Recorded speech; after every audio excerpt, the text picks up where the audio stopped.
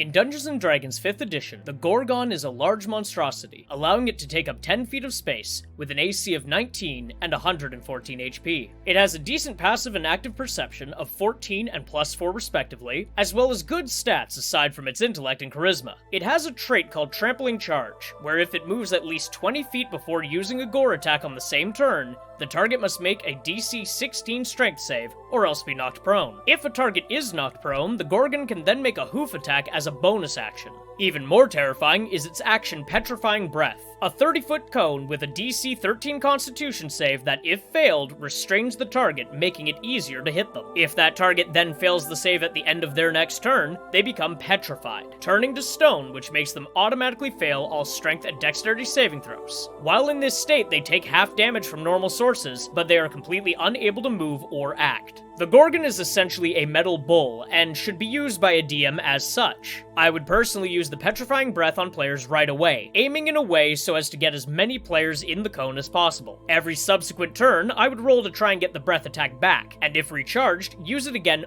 only if players are bunched up.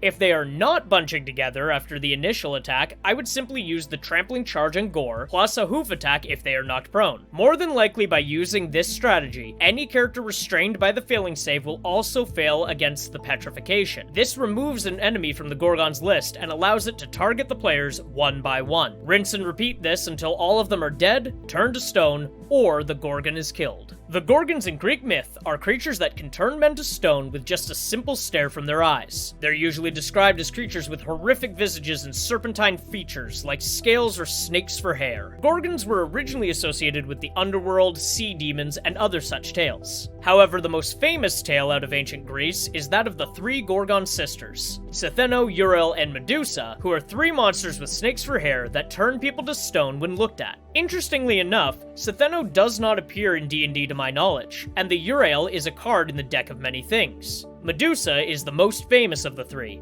and as such, the Medusa is a D&D creature all on its own. When comparing the myth to the D&D monster, we find that the creature's petrification ability is pulled from the overall legends of the Gorgon sisters, except as a breath weapon instead of a petrifying gaze. The description of the Gorgon creature is also completely different from the legends. The Gorgon sisters are scaly snake women, and other Greek Gorgons are described as having wings, claws, and scales. The creature here is a giant metal bull, but there might actually be a reason for that. In Africa, a Gorgon is described to be a creature with deadly petrifying breath, and in Edward Topsell's The History of Four-Footed Beasts, he describes the quote, Libyan beast, called the Gorgon, as a hooved creature with great strength and metal serpentine scales.